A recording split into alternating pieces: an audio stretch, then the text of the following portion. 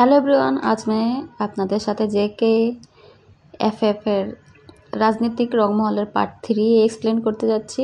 এই গল্পটা আমার না, যার এই গল্পটা আমি তার লিংক ডেসক্রিপশনে দিয়ে দিব, আপনারা চাইলে গিয়ে পড়ে আসতে পারেন। তো চলুন শুরু করি। জেকে ফোন হাতে নিয়ে কল করলো অপর প্রান্তের অচেনা নাম্বারে।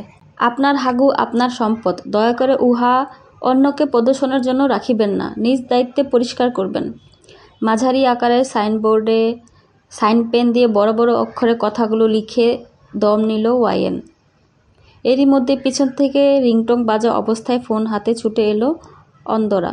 এই ওয়াইন, তোর ফোন, কথাটা বলে সামনের দিকে তাকাতেই হা হয়ে গেল।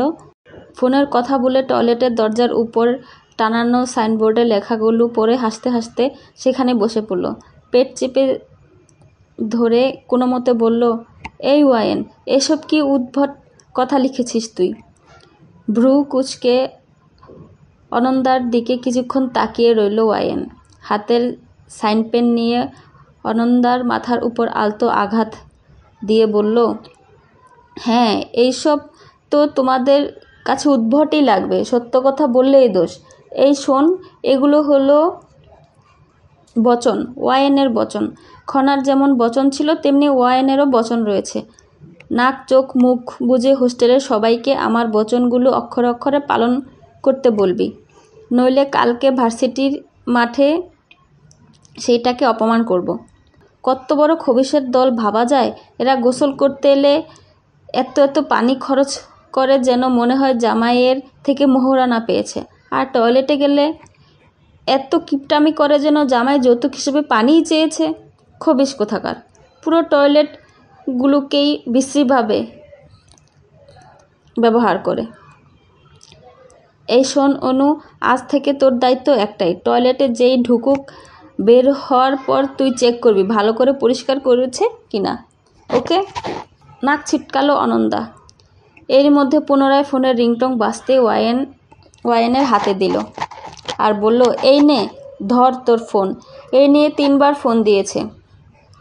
চোখের চশমাটা হাতের তর্জনী দ্বারা উঁচু করে ফিট করলো, তারপর ফোন হাতে নিয়ে নাম্বার দেখতে দেখতে ওয়াশরুম থেকে বের হয়ে এলো। নাম্বারটা বেশ অচেনা লাগছে। রিসিভ করে কানে তুলে ভদ্রতাশালীন সালাম দিল। ফোনের ও প্রান্ত থেকে মিষ্টিভাষী কোনো মেয়ের সালাম পেয়ে নড়ে চড়ে বসল জাংকুক। তেয়ং খাটের উপর বসে ফোনের দিকে একদম ঝুঁকিয়ে বসে আছে। লাইভ স্পিকারে দেওয়ার পরেও এমনভাবে তাকিয়ে আছে যেন ফোনের মধ্যে ঢুকে যাবে। ভাইয়ের দিকে একবার তাকিয়ে গম্ভীর কণ্ঠে বলল, ওয়ালাইকুম আসসালাম। ভীষণ বিরক্ত হলো ওয়াইন। ফোন দিয়েছে ঝটপট কথা বলবে তা না, থম মেরে বসে বসে উত্তর দিচ্ছে। মুখ কুঁচকে প্রশ্ন করল, কি বলছেন, কি চাই? অস্বস্তিতে হাঁসফাঁস করতে লাগলো জাংকুক। রাগও লাগছে। এই মেয়ে তো বিকেলে মেসেজ করলো অথচ নাম্বারটাই এখন আর চিনতে পারছে না। মেয়ে বিষয়টাকেই বারবার এড়িয়ে চলে এসেছে জাংকুক। তবে তেয়ং এই বিষয়ে ভীষণ এক্সপার্ট। ভাইকে নীরব থাকতে দেখে কোনোই দিয়ে গুঁতো দিয়ে কথা বলার জন্য বলল তেয়ং। চোখ রাঙালো জাংকুক, তারপর ধীর আওয়াজে বলল, বিকেলে মেসেজ দিয়েছিলেন আপনি? থমথম করে হাঁটতে হাঁটতে ওয়াইন জিজ্ঞেস করলো, কীরকম মেসেজ? পুনরায় অস্বস্তির জোয়ারে ভেসে গেল জাংকুক। কি বলা উচিত তার? প্রেগনেন্সির কথা? কিন্তু সেটা তো শুনতে কটু লাগবে। জীবনে এত এত ভাষণ দেওয়া রাজনৈতিক নেতাও সামান্য একটা মেয়ের সাথে কথা বলতে গিয়ে কথা গুলিয়ে ফেলেছে, গায়ের ঘাম ছুটিয়ে ফেলেছে। ভাবতেই মুখ চেপে ধরল তেয়ং। ভীষণ হাসি পাচ্ছে তার। ভাইয়ের হাত থেকে ফোনটা ছৌ মেরে নিয়ে বিছানার উপর আয়েসে করে বসলো। স্পিকারের কাছে মুখ এনে তরতর করে বলল, আপনি কি বাবুর আম্মু নাকি? আমরা বাবুর আম্মুকে খুঁজছি। শুধু বাবুর আম্মু? শুনুন, বাবুর আম্মু আমি সম্পর্কে বাবুর কাকামশাই হই, চিনেছেন? তড়িৎ গতিতে দাঁড়িয়ে পড়ল ওয়াইন। তাহলে এটাই সেই নাম্বার? অনেকগুলো অচেনা নাম্বারের মধ্যে খেয়াল ছিল না এর কথা। মেজাজ বিগড়ে গেল ওয়াইনের। নাক মুখ বিরক্তিতে কুচকে বলল, এই বেটা, এতক্ষণ সময় হলো কল করার, কেন আরও আগে কল করতে পারলি না? যে সময় মেসেজ দিয়েছি ওই সময় কল করলে কি জাত যেত? তোর জন্য আজকে আমি বাজিতে হেরে গেছি, 4 প্লেট ফুচকা মিস করেছি। এখন আসছে বাবুর খোঁজ নিতে।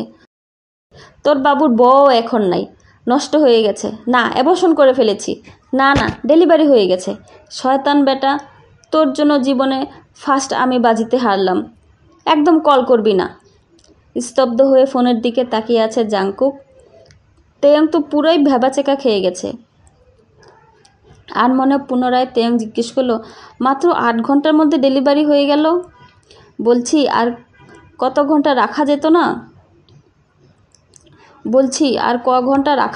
যেত না? খুব কি কষ্ট হতো? বাবুর বাবা চাচাকে না জানিয়ে ডেলিভারি করে ফেললেন। জাংকুক দ্রুত বেগে তেয়ংয়ের হাত থেকে ফোন আনলো। তেয়ং পুনরায় টেনে নিয়ে গেল। রাগত কণ্ঠে জাংকুক বলল, এক্ষুনি ফোন কাট। এই ভয়ানক মহিলার সাথে কথা বলার কোনো দরকার নেই। বেয়াদব মহিলা। ওপাশ থেকে সরাসরি বেয়াদব ভয়ানক উপাধি পেয়ে রণচণ্ডীর রূপ ধরল ওয়ায়েন। এত বড় সাহস! তাকে বেয়াদব মহিলা বলে চেঁচিয়ে উঠল ওয়ায়েন। তো আজকের জন্য এই পর্যন্তই। যদি এই গল্পটা আর আমার গল্প বলার ধরন আপনাদের ভালো লেগে থাকে তাহলে লাইক, শেয়ার অ্যান্ড সাবস্ক্রাইব করে দিয়েন। আর আশা করব পরের পার্টের জন্য আপনারা অপেক্ষা করবেন। আজকে তাহলে আসি, বাই।